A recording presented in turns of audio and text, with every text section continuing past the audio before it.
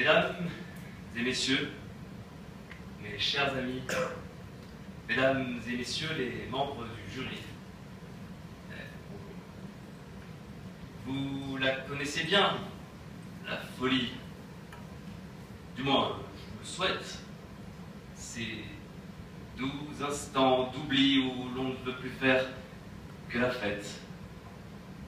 Vous savez, cette douce folie qui me prend parfois de danser sous la pluie avec mon amie Sandra, qui, comme son nom l'indique, a souvent un peu froid, et moi j'aurai la trique quand ma bite prendra. On est tous fous ici, on est tous fous. Ah, fou de qui, fou de quoi? Fou de lui, fou de toi. Chacun son style, chacun sa manière, et c'est bien heureux, il faut bien s'amuser. Alors, bien sûr, c'est vrai, il y a des vrais tarés.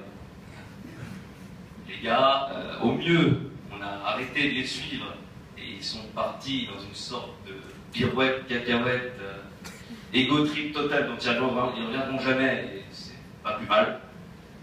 Au pire, habile, on les fout dans un asile. Mais enfin, ce ne sont pas les seuls.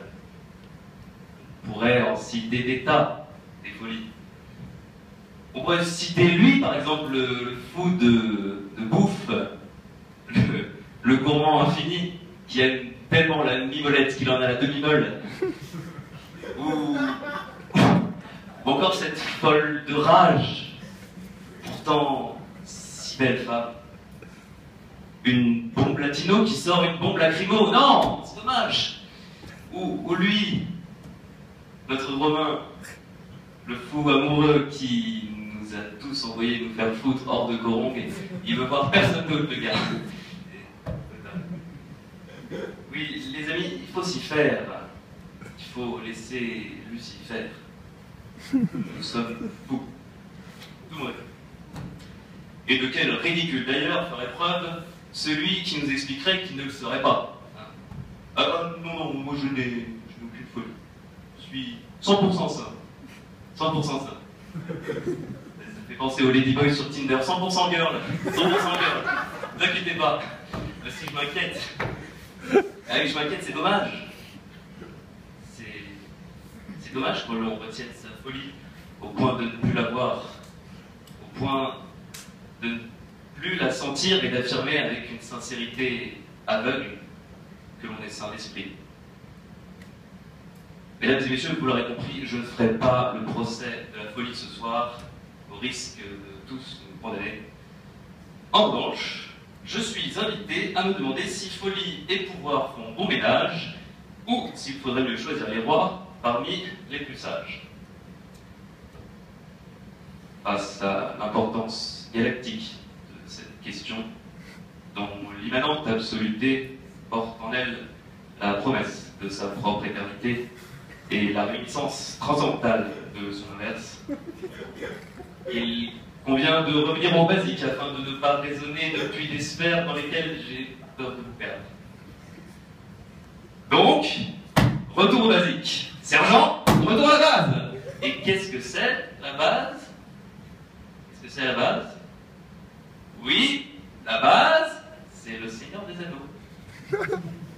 Donc, Seigneur des Anneaux 1, rappelez-vous, Gandalf et Saruman, les deux magiciens les plus puissants de la Terre du Milieu, discutent des affaires de leur monde jusqu'à ce que, coup de théâtre, Saruman est méchant. Il est passé du côté obscur de la force de Darkside of Puntun. Bref, Sauron, le mal incarné, comme moi, a aliéné son esprit. Et là, qu'a dit Gandalf face à Saruman? Bah ça roule pas, man. Ça roule pas du tout. Ça roule pas du tout. Dites-moi, ami, quand Saruman le sage a-t-il abandonné la raison pour la folie? Cette folie que représentait pour lui le pouvoir de l'anneau. Car, je cite, comprenez-moi, Frodon, je utiliserait cet anneau pour faire le bien. Mais à travers moi, il pourrait atteindre un pouvoir trop grand, trop terrible à imaginer.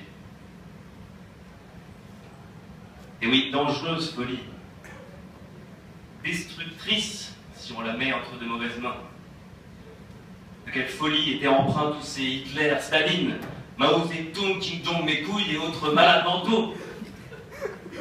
Armée de pouvoir, la folie agit comme un venin, un parasite. Car le roi a cette puissance supplémentaire sur les esprits.